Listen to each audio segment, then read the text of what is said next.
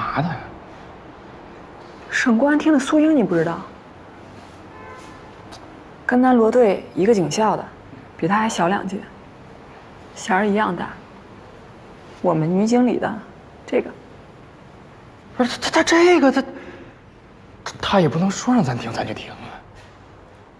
我们布控布了这么长时间，我们盯这个人盯了这么长时间，现在你让我们说撤就撤，咱俩谁搅和谁呀？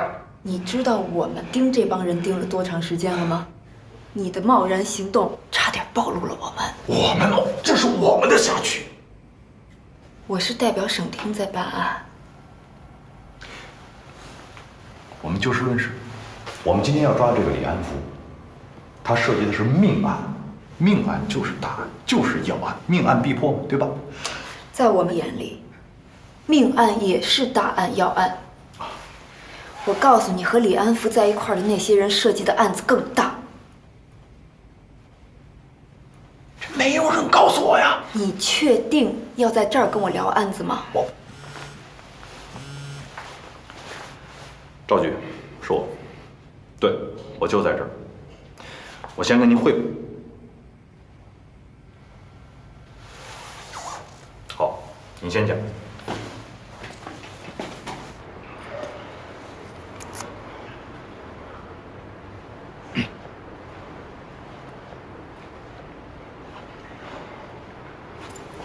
哎，啊？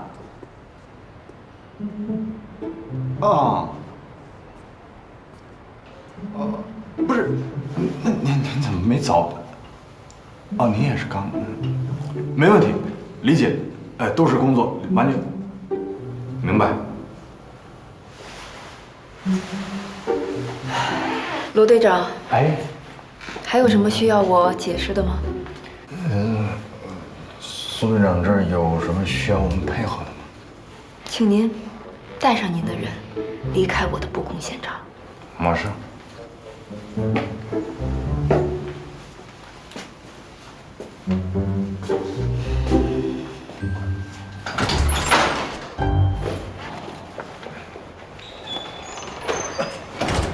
陆队，咱们现在干嘛？离开这儿。离开这儿，咱去哪儿啊？青城大学。那咱去青城大学干嘛呀？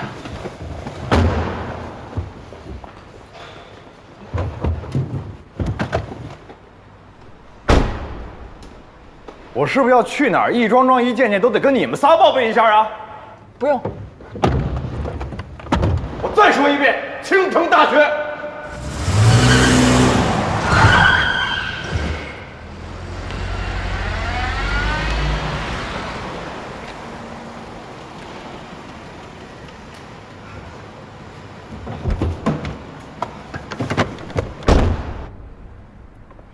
走啊！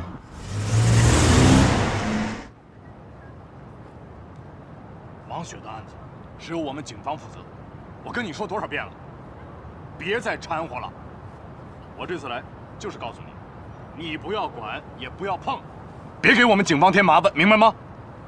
只要是不违法的事情，不管我做什么，跟你都没关系吧？对，没关系。你怎么好赖话都听不懂呢？你是不是家传天然就对我们警察不信任？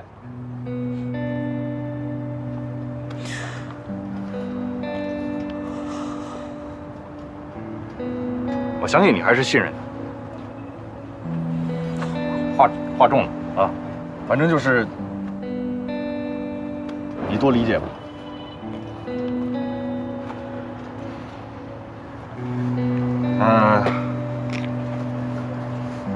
你给我打电话有什么事儿？你跟我说说。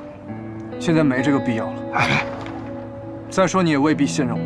你呀，哎，文杰，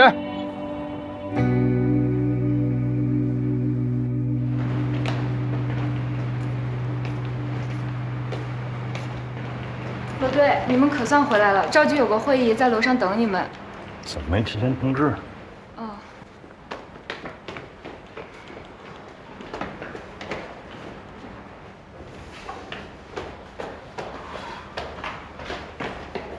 这个就是被盗渔夫王飞林的内棺棺椁。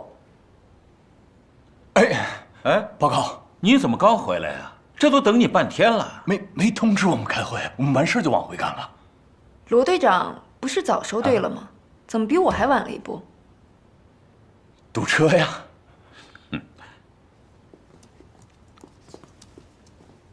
苏队啊，你看小罗他刚回来，麻烦你再给回顾一下呗。没问题。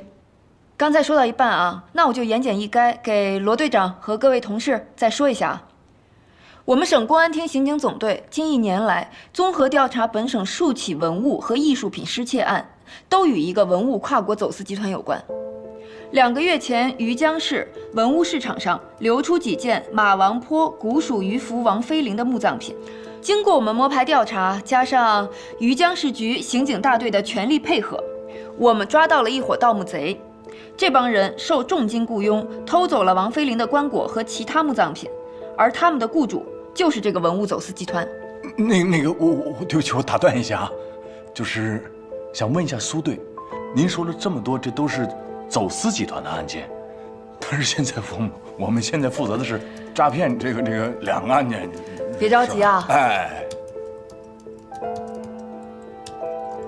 大家看一下，屏幕上左边这3个人是走私集团的成员，马有芳、张猛和于田，绰号分别是马杆、厨子和糖果。他们受一个叫红姐的人指挥。很遗憾的是，我们暂时没能掌握红姐的真实身份。这3个人最近从余江到了青城市，就住在我们刚才碰面的嘉丽宾馆。那不就是李安福跟这事儿也有关系？没错，他们在宾馆里和李安福见了面，我们怀疑李安福会参与他们的后续计划。什么后续计划？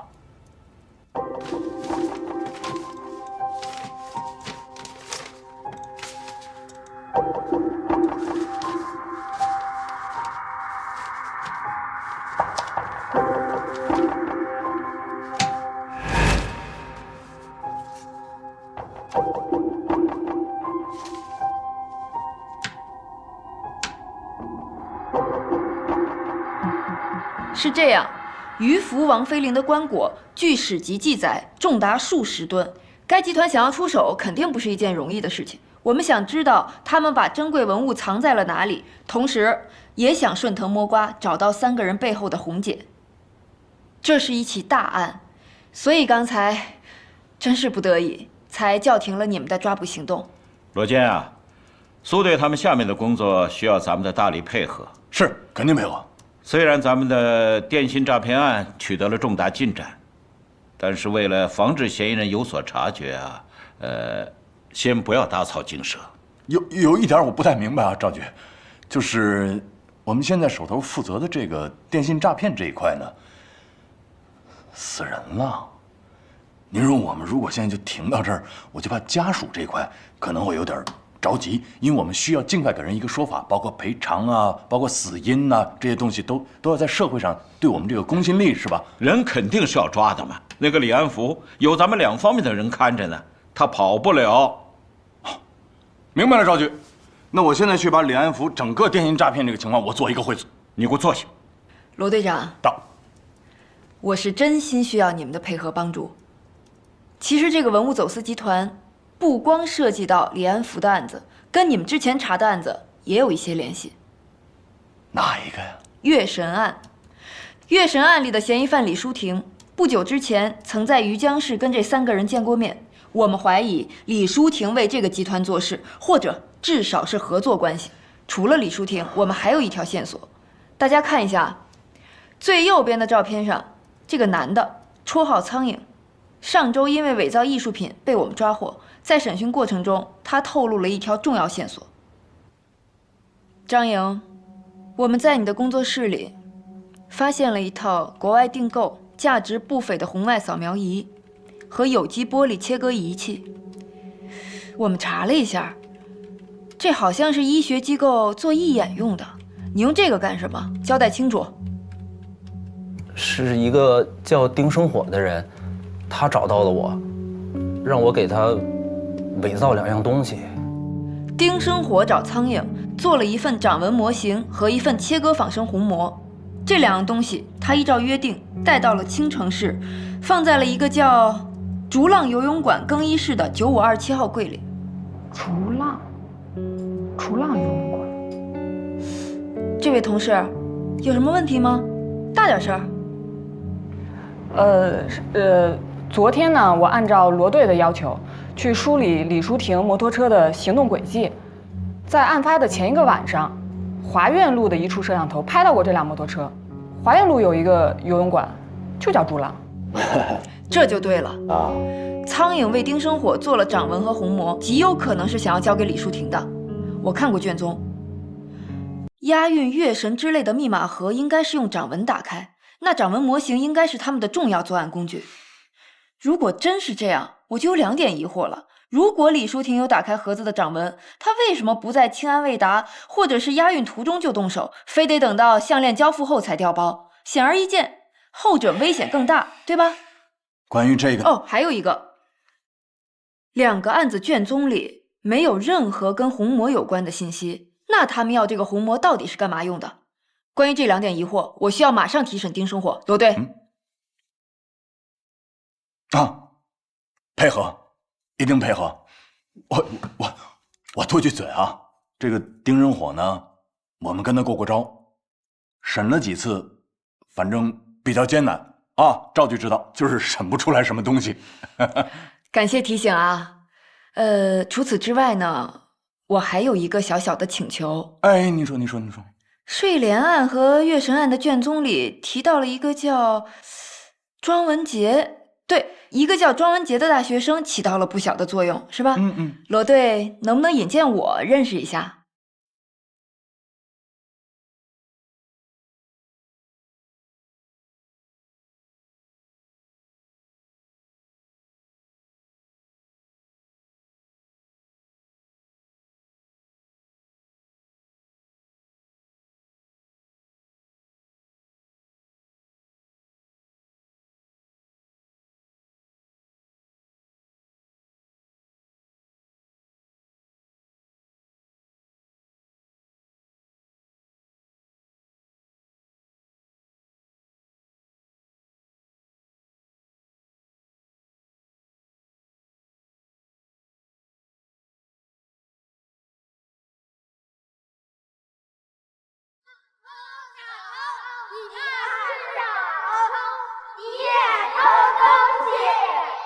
你是不是家传天然就对我们警察不信任？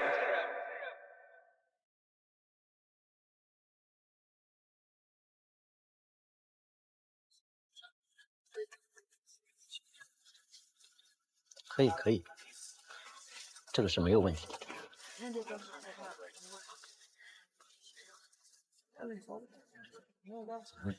好。爸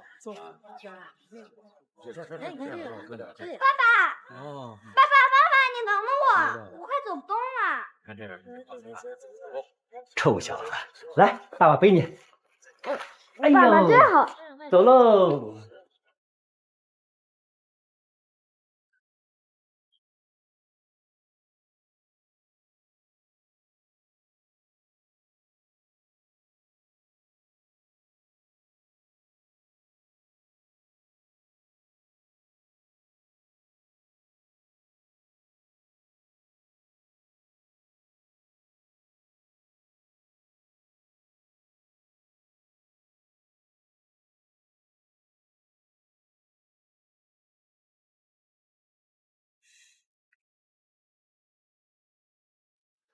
这个东西啊，是我爷爷留给我的。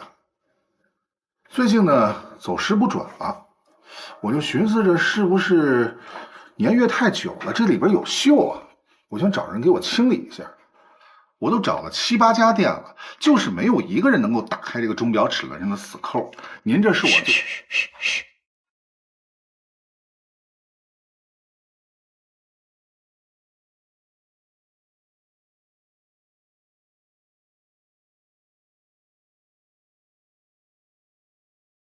这弦呀，不能上得太紧，太紧了容易坏。人也一样。哎呦，开了！哎呦，您太厉害了！哎呦，谢谢。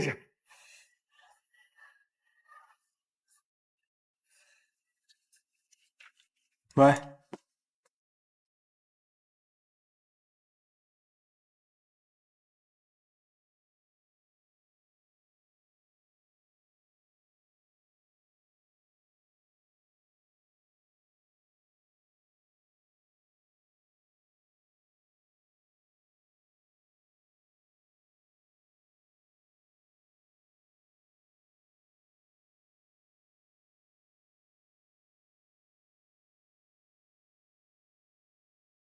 这两样东西他收到尾款后，依照约定带到了青城市，放在了一个叫逐浪游泳馆更衣室的9527号柜里。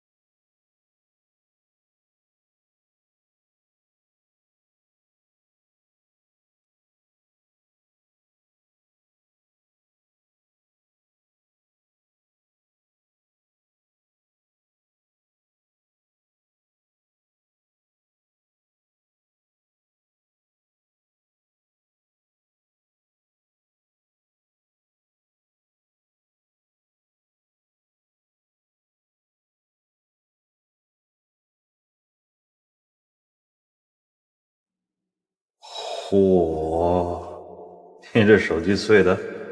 啊，刚才洗澡的时候不小心掉地上了。你今晚干嘛了？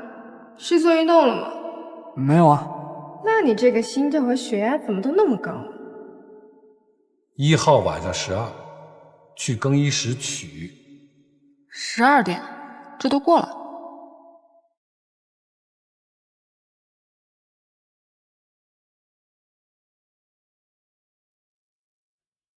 你要的东西，我已经帮你搞的了。谢了啊。红姐让我问问你，准备的怎么样了？我们的时间可不多了。就让红姐放心吧。等下次出手，我就能彻底把那个女人拿下。到时候让她做什么，她就做什么。那事成之后，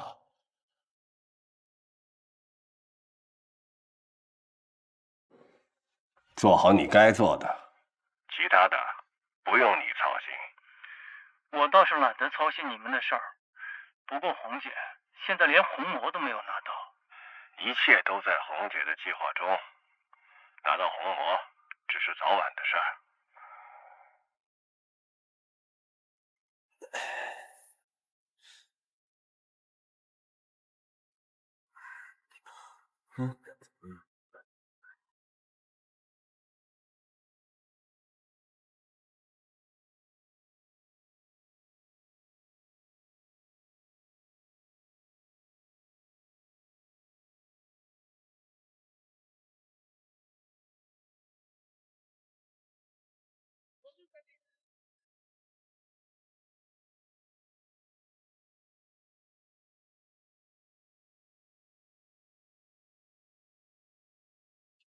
到底是想站在哪一边啊？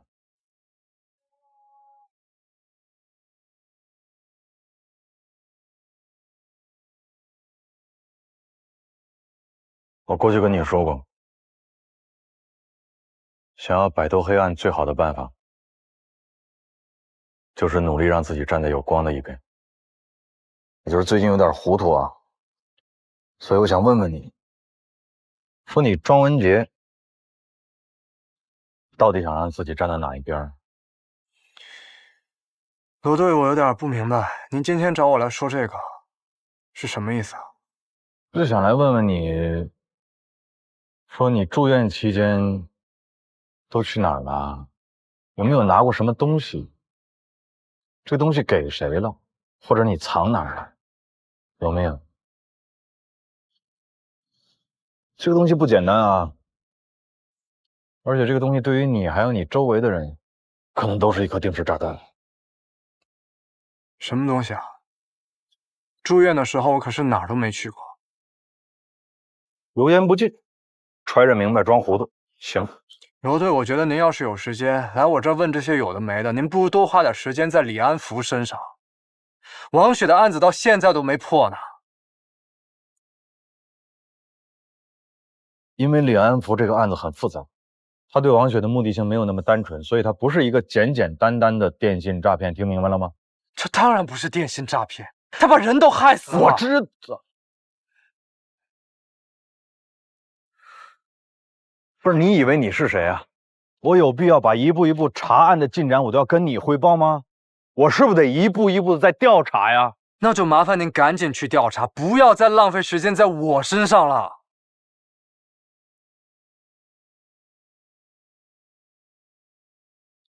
因为丁生火可能是跟很多事儿都有那么点关系。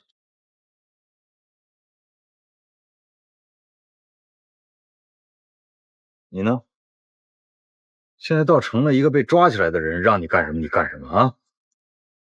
甭管他给你什么承诺，你自己不能上当。你爸爸已经走了那么多年了，他们的案子早就结了。你呢？你还年轻，你不为自己未来考虑考虑？我自己的未来用不着你来操心。罗队，你知道吗？你说的特别对，我就是不信任你们。丁生火跟我爸是仇人，他之前还想害死我呀。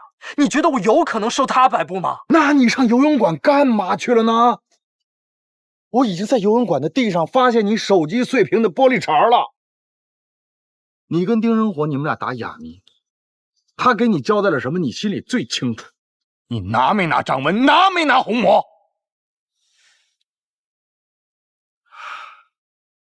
什么掌纹，什么虹膜啊？哦，我明白了。罗队，你要是真的把我当一个嫌疑人来对待，你就把你的搜查令拿来，我家就在这儿，你随时想搜查就搜查。还有，你怎么就知道那玻璃碴是从我手机屏幕上掉下来的？你不觉得你这个逻辑有点太不严谨了吗？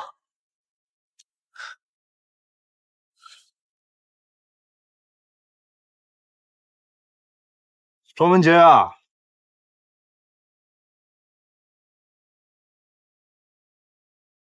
我会一直盯着你。如果你一门心思往黑处撞，我饶不了你。但是如果你选择光，我会陪着你。感谢您的提醒，但是我已经成年了，我自己的事情我自己知道。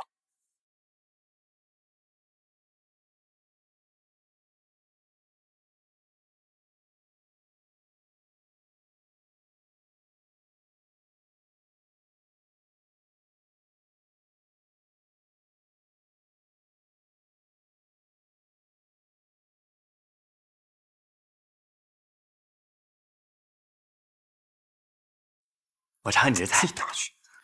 你们在这儿啊？我找你们好久了。来来坐。有个事儿跟你们说啊，要是最近有我的微信和电话找你们借钱的话，千万不要相信啊，千万别转钱啊。怎么了？我今天上午不是出去买东西吗？结果一下公交，手机和钱包都丢了，里面有我很多重要的东西，不知道能不能找得回来。那你有打回去过吗？有人接吗？我打了很多通，但是都关机了，肯定是被偷了吧？你别着急啊，这样，我呢先去跟那个公交公司联系一下，看一下能不能把监控录像调出来。对，没事儿。如果手机跟电脑是关联账户，只要你手机开机，你就可以用电脑定位了，用了什么软件啊，发了什么信息啊，都能知道。好，那我回去用电脑看一下。好。哎，对，芷月，你来正好，你给我参谋参谋。我明天有一个非常重要的约会，所以我非常有必要改变一下我的形象跟气质。你要约会？你不会又被人骗了吧？别生气。不是网上的约会，现实的约会。萝莉音啊？不是，谁说宅男都得喜欢萝莉音、卡哇伊啊？我今天上午遇到那个姑娘。不一样，老板，你这几个配件也太次了，给我拿几个好的呗。兄弟，你预算多少？3000。3000你也好意思挑？3000怎么不好意思挑了？老板，你找找，可以帮我配一台电脑吗？要最可爱的那一种。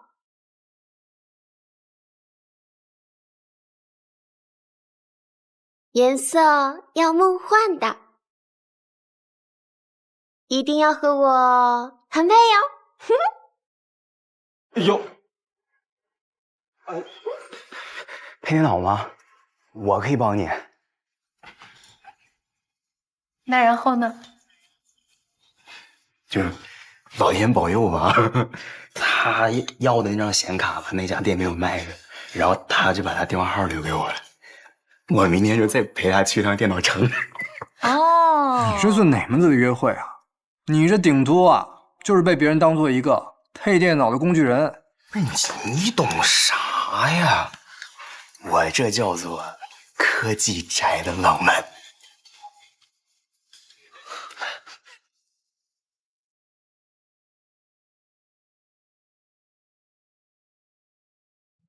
看你的了。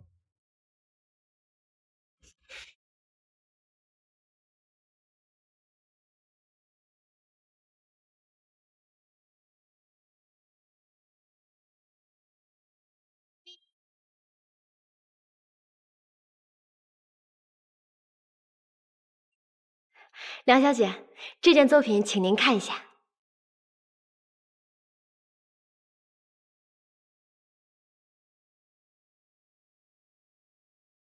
梁小姐也喜欢艺术，主要是受我母亲的影响吧。她是名雕刻家，她还为我雕过一个作品。那你还记得是一个什么样的作品吗？只记得一个大概的轮廓，好像是一个母亲抱着一个小女孩，具体的我也记不太清了。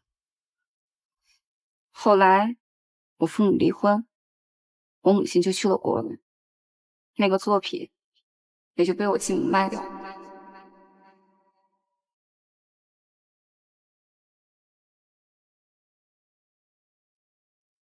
这就是你印象中的作品，你母亲为你雕刻的。你跟我说过你母亲的事之后，我就多方打听，终于从一个收藏家的手里找到了她。嫁给我。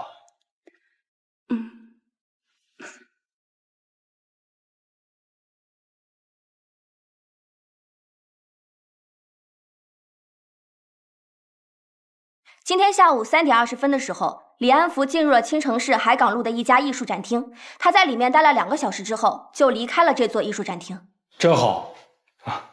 哎，你们看了这李安福进进出出的，而且时间也都对。对。那他进去干嘛了？哦，他跟一个叫梁洛欢的女人约会。梁洛欢的父亲是知名的古董收藏家。我们在监视红姐时发现，他们这段时间都在帮李安福制造了各种机会接近他。通过摸清梁洛欢的喜好，马有芳给李安福伪造了一个新的身份，以便于他更顺利地接近梁洛欢。在还没有认识李安福之前，唐国等人就想方设法地制造各种机会，增加梁洛欢对李安福的好感。他在欧洲的展览那叫一个火爆，而且还都是邀请制，普通人是根本买不到票的。而且这伙人通过对梁洛欢的闺蜜下手，成功的让李安福以完美形象出现在了梁洛欢面前。小姐，这是您丢的行李箱吗？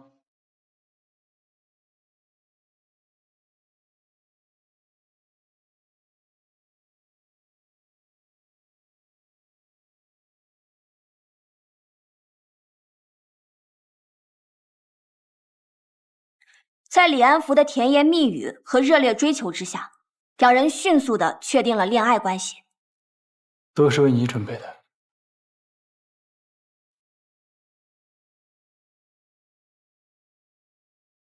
这个李安福为了进一步的控制梁洛欢，利用她和前男友的亲密照片，故意制造矛盾。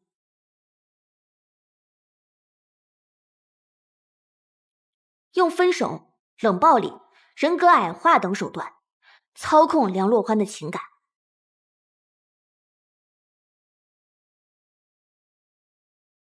以至于梁洛欢以自杀相威胁，祈求和好。最终，李安福成功的在精神上完全控制了梁洛欢。以上这些是我们前期了解到的全部情况。我们怀疑红姐可能要通过梁洛欢做古董收藏的父亲进行销赃。那你知不知道，李安福同时还骗了其他的女孩子戴裸带？你怎么确定这个梁洛欢跟红姐的行动有关？对呀，这方面还需要我们进一步的核实。在没有确定他们的真实目的之前，难道不应该重视所有的线索吗？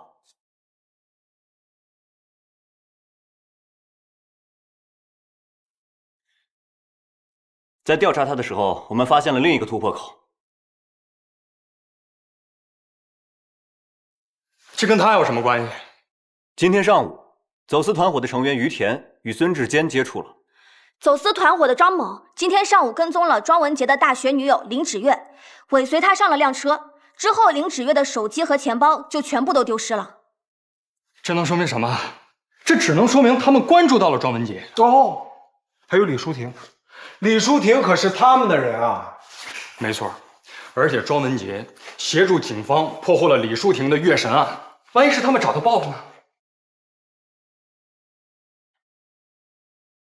以庄文杰为中心，走私团伙的成员同时和他身边的人进行接触。不对，不要告诉我，这仅仅只是巧合。有没有可能是他们想从庄文杰身上得到什么东西啊？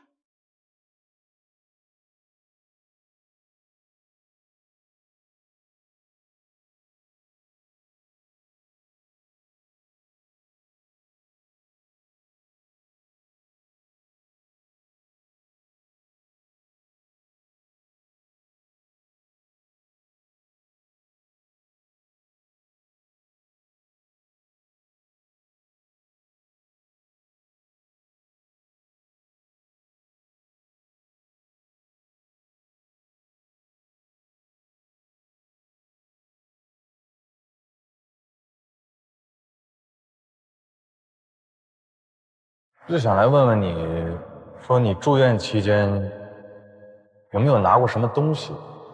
这个东西不简单啊，好几拨人盯着他呢，而且这个东西对于你还有你周围的人，可能都是一颗定时炸弹。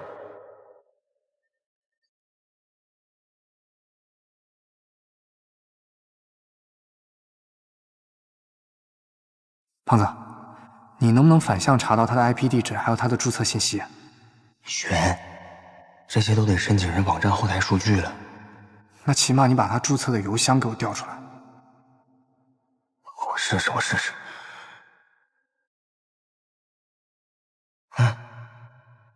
除了这个广告、垃圾邮件，什么都没有。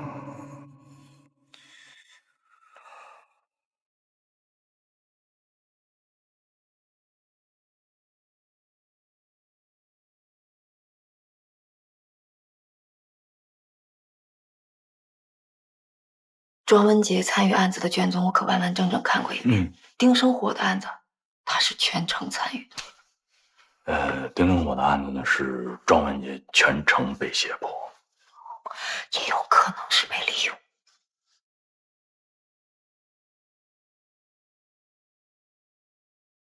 丁生火对庄文杰可是下死手了，你知道为什么吗？因为丁生火跟庄文杰他爸是私仇。一个大人能对一孩子下死手，你觉得他们俩能是一伙的吗？啊，话可不要说的这么绝对，万一他是想弃车保帅，让庄文杰成为我们信任的人呢？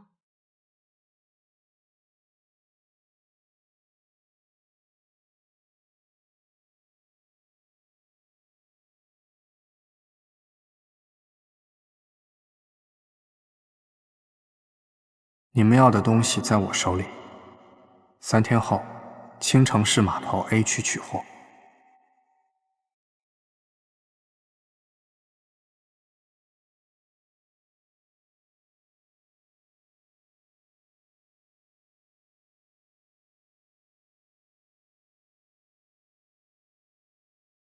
你们别忘了，李淑婷死前也和庄文杰进行过接触，谁能保证李淑婷没有和他进行过交流，庄文杰没有从他那儿获得什么信息或者拿到什么东西啊？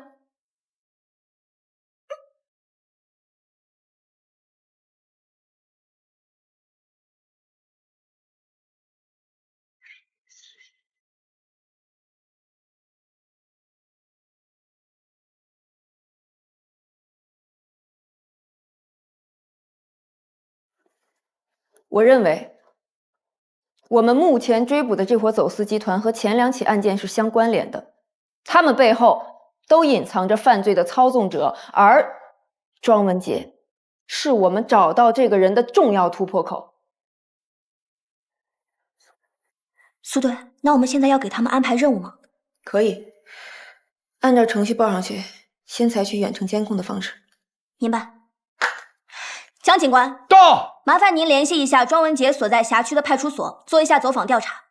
庞警官，到。请您协助我们安排警力，对布控对象进行布控。廖警官，麻烦你把你们的技术侦查、警力和装备和我们交接一下，以备我们进一步的调查。另外，罗队，罗队还有什么意见？我没有意见啊，我觉得安排的特别好啊。我就是有一点小小的建议，庄文杰这儿，我要不然亲自去吧，因为我跟他那人比较熟悉，他住的周边的环境呢，我也比较了解，所以这样监控起来呢，我觉得比较有把握一些。这样安排可以吗？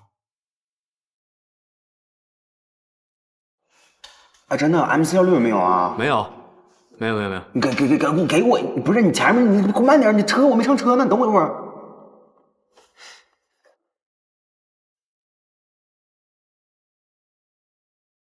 喂，怎么了？喂，胖子，我那行李箱还在你宿舍呢吧？是啊。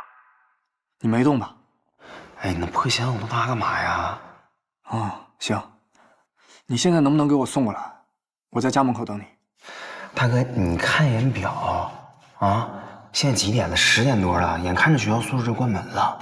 我现在给你送东西，我今天晚上住哪儿啊？再说我吃鸡呢。行，那明天吧。明天给我送过来。行，哎，不过明天上午有课，我中午把东西送给你吧，到时候学校见啊。好。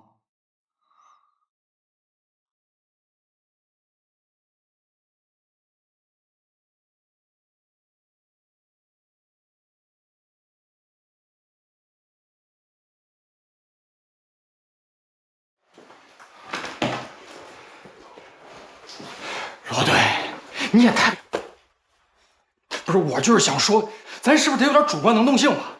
您只要一句话，我们仨这个马可裹尸，义不容辞。行，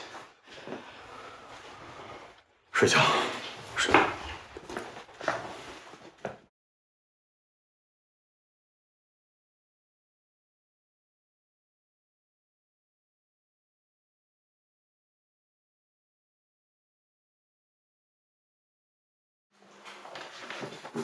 怎么了，罗队？枕头呢？什么枕头？枕头？你没睡过枕头？我每天我躺在这儿睡觉的枕头呢？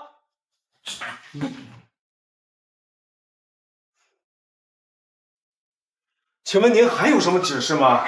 罗队，到。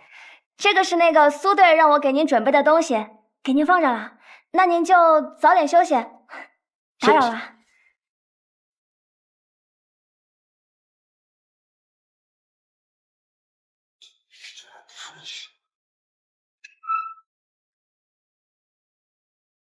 枕头？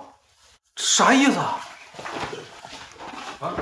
这事有点复杂呀。有啥复杂的？我觉得苏队这个人还是很不错的，关心同事，团结队伍，对我们队啊，起到了很大的帮助。时间不早了，罗队您早点休息啊。那我们就先走了。不是啥意思？我走。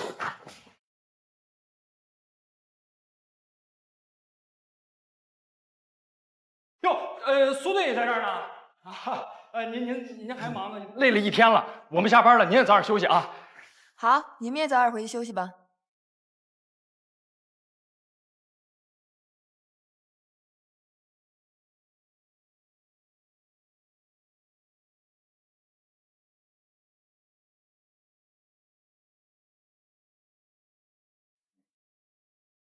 我说你没走呢。啊，我那个不好意思啊，忘了跟您汇报了。我今天上你那儿给你送资料，就看你那枕头都用了多少年了，我就擅自做主给你换了一个，别嫌弃啊，凑合用。哎呀，我走了，早休息。哎，你们还没走呢。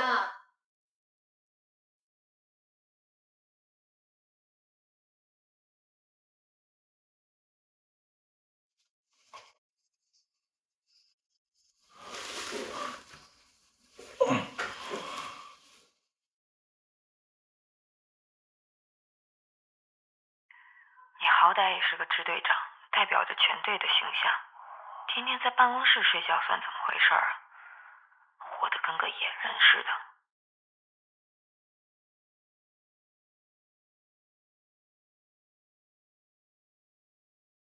哎，野人除了天地为家，还有心胸宽大吧？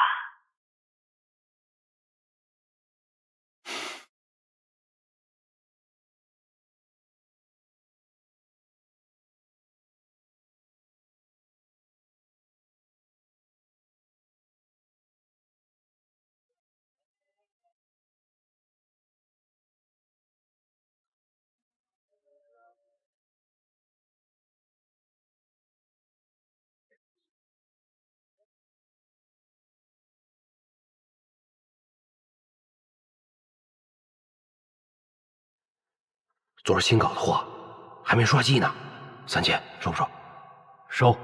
老样子，长湖东路32号小梦2手手机收购。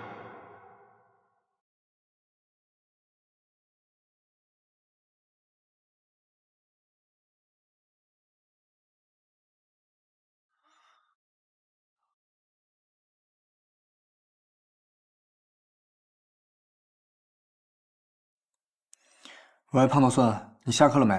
还有1节课，马上打铃了，我正赶着去呢。来了，给我打电话，阶梯教室见。啊。对了，你快点啊，下午还有约会呢。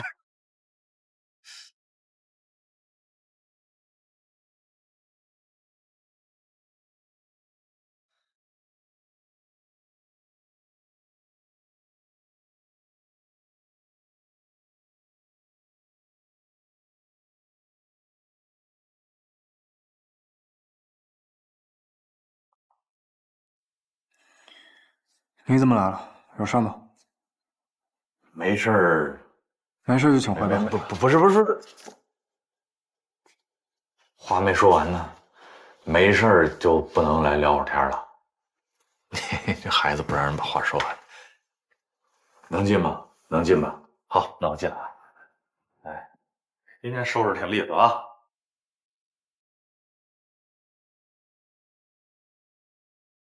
嘿嘿。你也坐会儿，聊会儿天儿。有什么事儿您就直说吧，我一会儿还有课呢。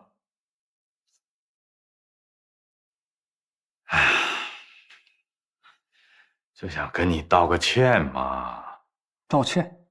就前两天说话重了，但是呢，其实是担心你再被卷到别的事儿里来。但是确实是我语气都太不讲究了，我给你真诚的道个歉啊。行了吧，罗队长，这事就这么翻篇了，我也不想再提了。翻篇了是吧？太好了，那为了庆祝一下这个翻篇，中午咱们一块吃个饭啊！啊，罗队，要不改天吧，我下午还有课，我得去学校。11点半啊，正好吃午饭，订点江浙菜，让你降降火气。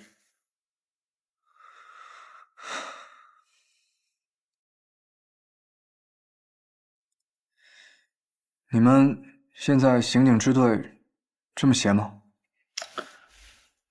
还真是，省里边来了个领导，人家在指导工作，我就没事了。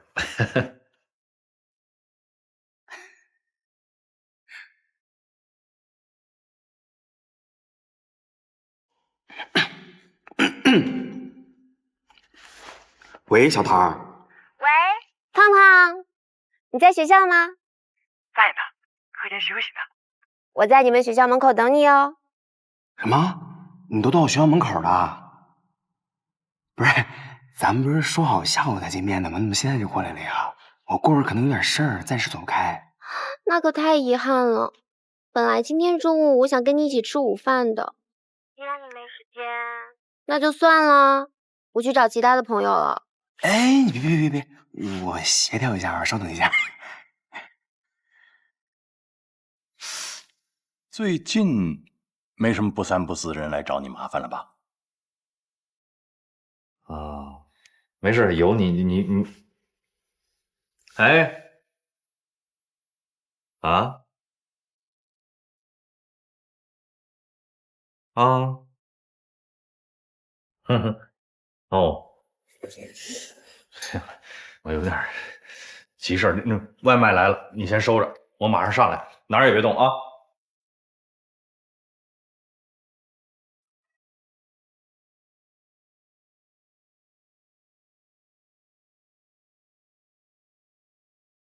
兄弟，我这儿临时有点急事儿，等不了你了。下午我忙完再给你送东西，到时候电话联系。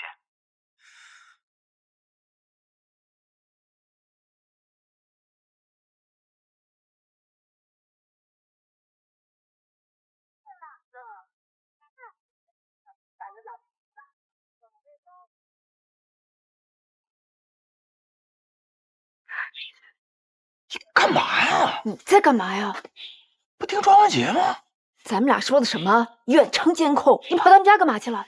你不当面锣对面鼓，你套不出来有效信息，你懂不懂？少跟我来这套偷消息，我看你就是打草惊蛇。谁蛇呀？人家信任我，我们俩很熟。罗坚，我告诉你，你要是打乱我的计划，让走私集团产生警觉，你就等着处分吧。至于？你把这车开过来干嘛呀？这么大阵势。对吧？我认识的罗坚可不会犯这种错误。说实话，到底有什么事瞒着我？我瞒你什么了？一切尽在掌控。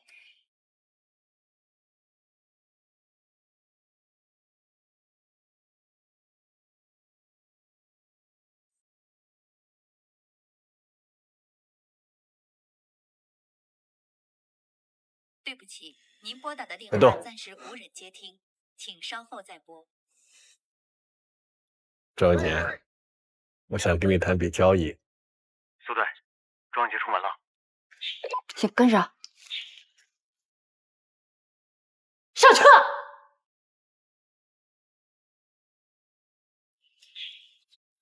你谁啊？不是你发邮件找的我们吗？怎么还问我是谁呢？那你怎么找到我的？千里边缘。东西呢？说好了3天之后交给你。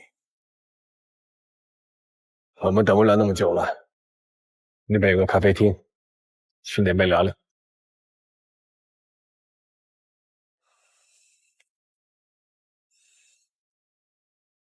讲讲你的朋友林芷月、孙志坚。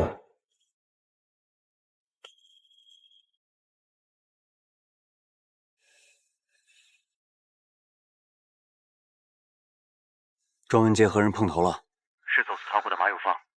我觉得吧，让跟踪的车辆快一点，从前后2个路口靠过去。是。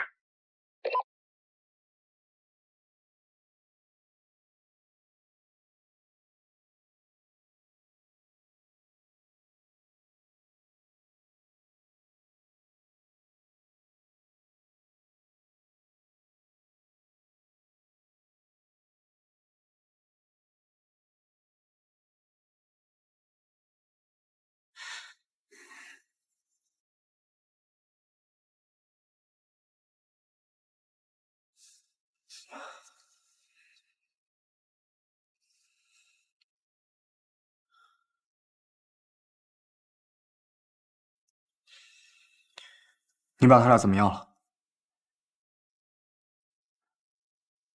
你放心，到目前为止，他们俩还没出任何问题。一个去约会了，另外一个去找手机了。你安排的？对呀。不过接下来会不会出什么问题，就看你的态度了。你想怎么样？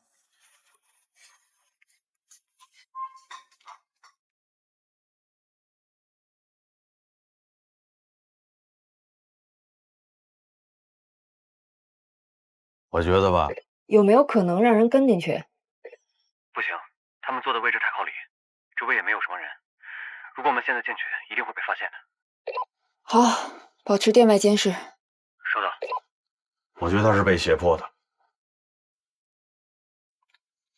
庄文杰状态不太对。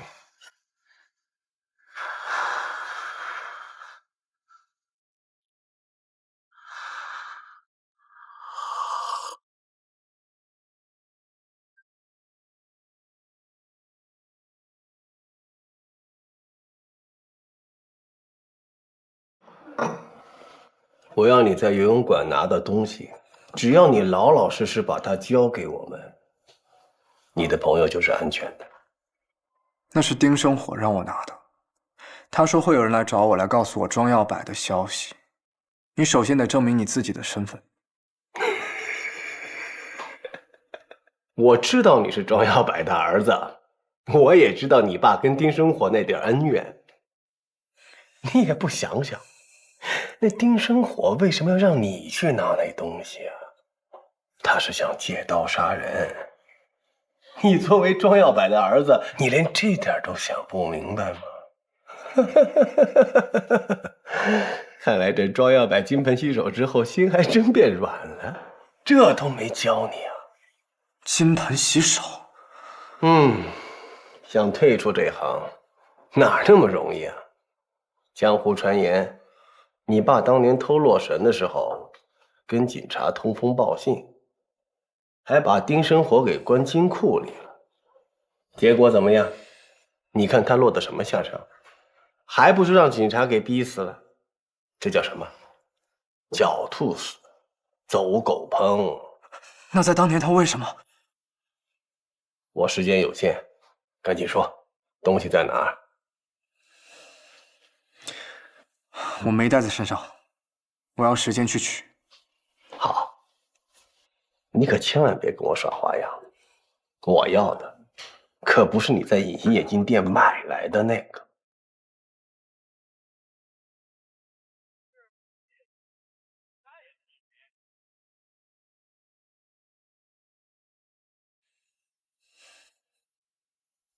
所以你只有乖乖配合我们，要不然就别怪我对你的朋友不客气了。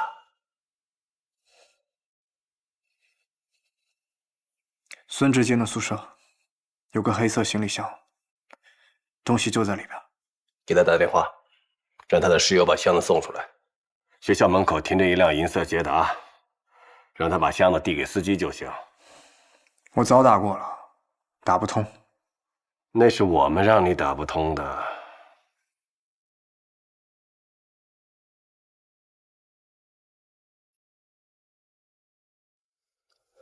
3分钟，3分钟之后你再打一遍，就一定打得通了。我跟你讲啊，我知道一家餐厅特别好，我可以带你去尝尝。好啊！哎，你能吃辣吗？当然。真的？那你好，前面一直走啊。好。我进个电话啊。喂，文姐，这么着急啊？我忙完晚点回去给你带行不行啊？哎呦，不是你别发这么大火啊！我不就是割了你吗？哎呀，行，你这样啊，我现在马上打电话叫人把箱子送到门口啊。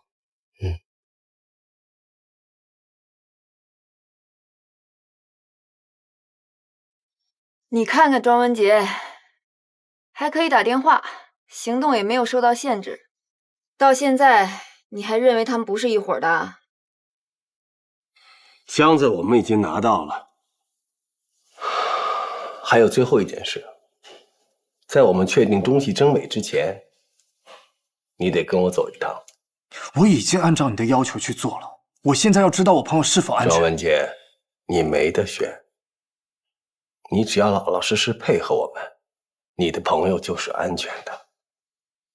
我们是贼，不是绑架犯，不到万不得已，不会闹出人命的。服务员，买单。走吧。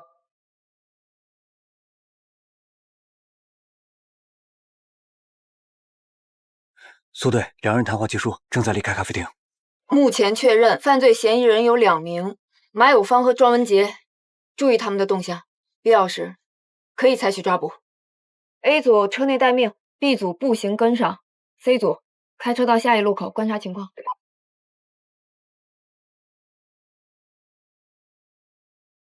干嘛去啊？我出去的。去哪儿？我透口气儿。上哪儿透口气儿？咖啡厅。咖啡厅不需要你。我需要咖啡厅。这水喝多了，上厕所。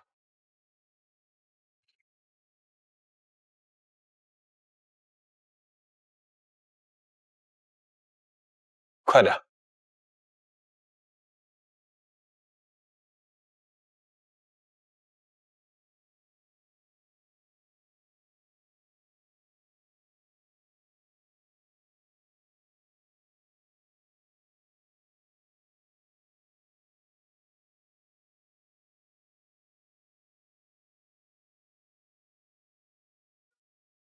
去哪儿啊？这么远吗？还要开车啊？你管那么多，上车。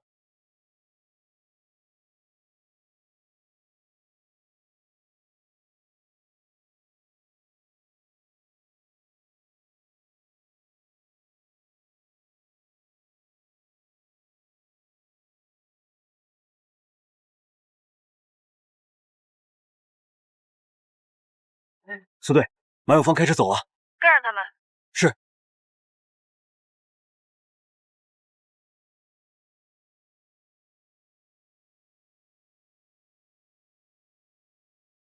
欢迎光临。你好，麻烦帮我看一下几分钟之前的视频监控。好的。苏队，这辆黑车是马有芳在光华路早就准备好的，我们没法在车上安装跟踪器。还有就是，那个大学生好像有意在拖延时间。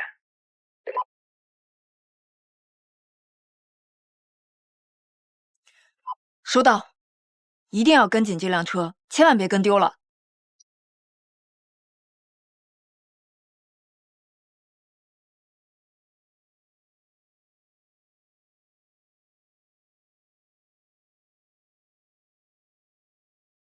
我了定了，甲子日东风，比那江南平山。暂停，这段视频能给我倒回去10秒。好，能放大吗？可以。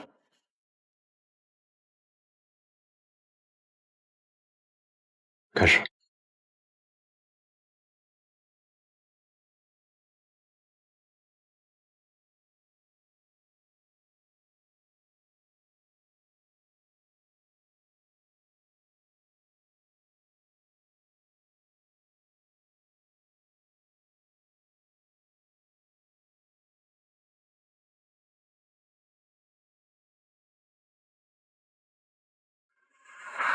苏队，目标车辆突然加速，有可能发现我们在跟。收到。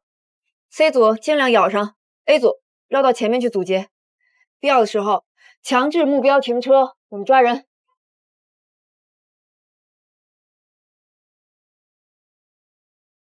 廖上大志，廖上大志，站长，您说。现在马上给我确认一下庄文杰那2个同学，林芷月还有那个小胖子的安全。确定好消息之后，马上告诉我。明白，马上确认。干什么呢？庄文杰确定就是被胁迫的。你怎么知道的？咖啡厅的监控。庄文杰用手打出的摩斯密码给我传递的信息。所以说，苏英同志，我们现在不能让马有芳把他带走。如果把他带走了，庄文杰就成人质了。如果他成了人质，好，我们现在跟踪也好，抓捕也罢，都被动了。他知道我们在盯着，还同意和马有芳离开。万一他留给你的信息是故布疑阵，所谓的同学被跟，也是转移你注意力的幌子呢？庄文杰被胁迫，你在监控里看到了。你哎，小胡，赶紧开车跟上 A 组。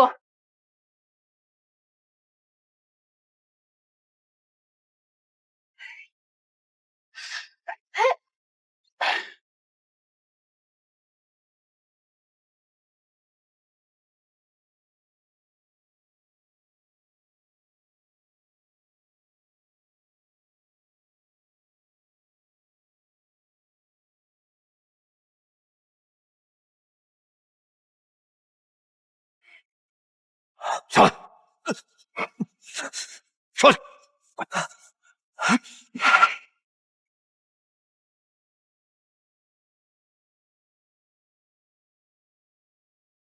随队，目标车2分钟前进入青城跨区隧道。我们已经提前绕路过来，可以在隧道出口堵住他们。收到。C 组进隧道跟上 ，A 组确定目标车辆后随时报告情况。B 组通知附近警亭的同事，在隧道出口最近的路段设卡。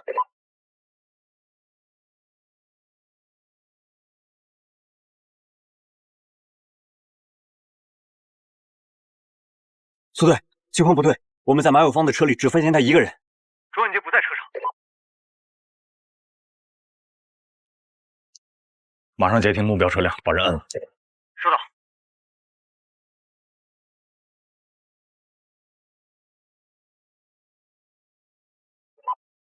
苏队也是这个意思。B 组查看目标车辆经过隧道的3分半里，所有进出隧道的车辆信息，务必查到哪辆车转移了庄文杰。B 组收到 ，C 组收到。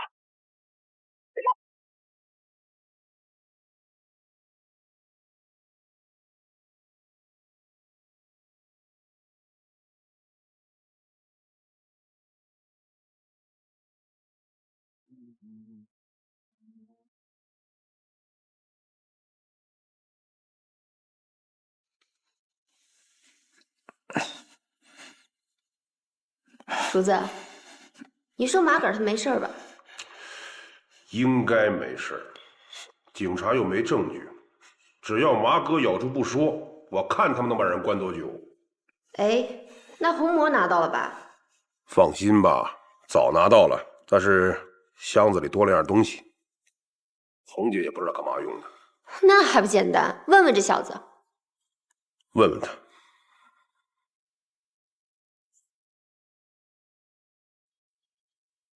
小子，我问你，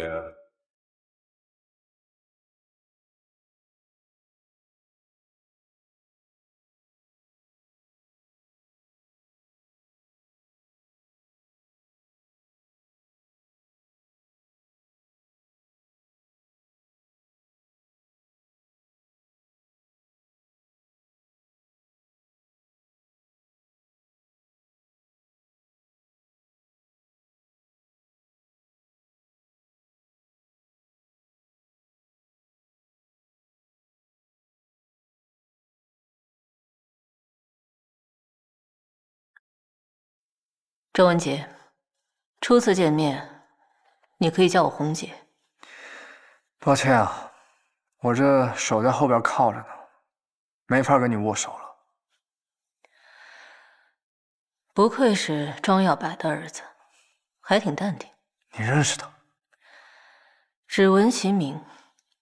说起来呢，庄先生还算是我尊敬的一位前辈。所以说，只要你乖乖的配合我，等我把手上的事情做完，我不会为难你。那你能不能帮我把手和脚的铐子给解开啊？反正我被你们关起来也跑不出去啊。我可没那么多人手专门来看着你，你就先委屈点吧。你亲自来找我谈话，应该不是为了来安抚我的吧？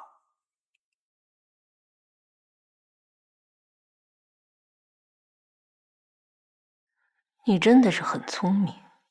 有人跟我说我定做的红魔在你手上，起初我还不太相信，看来你确实是不简单的。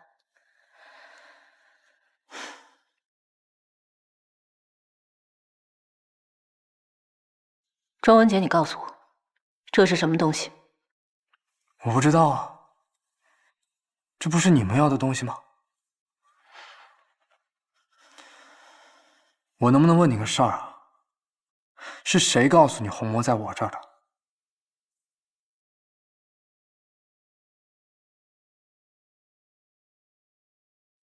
走吧。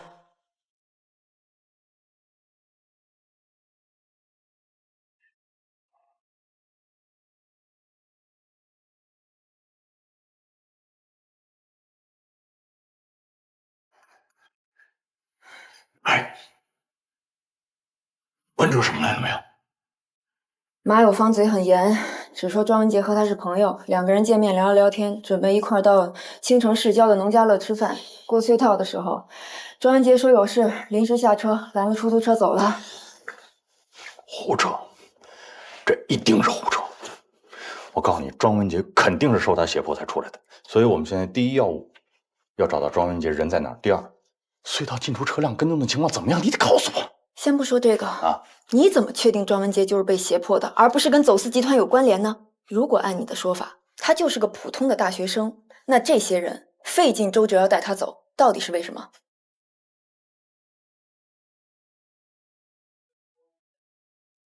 我怀疑红墨在他手上，可能，我说可能在庄文杰手上，都是我自己瞎分析的，行吧？自己瞎分析，你别当真。罗坚，我认为就在他手上。为什么？我跟你讲，丁生火专门暗示庄文杰去逐浪游泳馆拿东西，他有可能还真去了，并且碰上李淑婷了。我猜甚至他们发生了冲突。但是我敢肯定的一点，他没有把东西给到任何一人，他没有自己站队到任何一方。为什么？因为李淑婷在整个月神案当中没有用到这个东西，是先交付才调的包。罗坚，你说，如果你之前就有这样的判断，为什么没有跟我们沟通？还有，庄文杰隐瞒藏匿重要证物，知情不报，你又凭什么给这样的一个人打包票，保证他没有和走私集团勾结？不是他经历过什么你不知道？我要一桩桩一件件都跟你讲清楚吗？他之所以犯了所谓的错误，是这个丁生火设计之后他跳进去的。我信这个孩子怎么了？你凭直觉做事，受感情影响的性格一点没变。罗坚，请你记住，你是警察，应该分得清轻重缓急。现在的当务之急，不光是要调查庄文杰在哪儿，更重要的是查出李安福他们到底有什么计划，防止那批重要文物外流。文物就是个东西，我们是救人重要还是救东西重要？都很重要，但最重要的是查清真相，让罪有应得的人都绳之以法。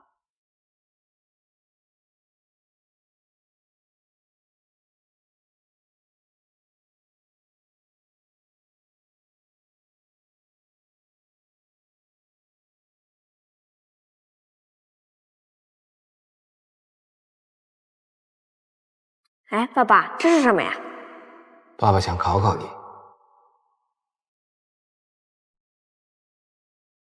这上面的线呢是一次性的，还是爸爸想用它来扎电视后面的线？你有什么办法能够在不破坏它的情况下把它打开吗？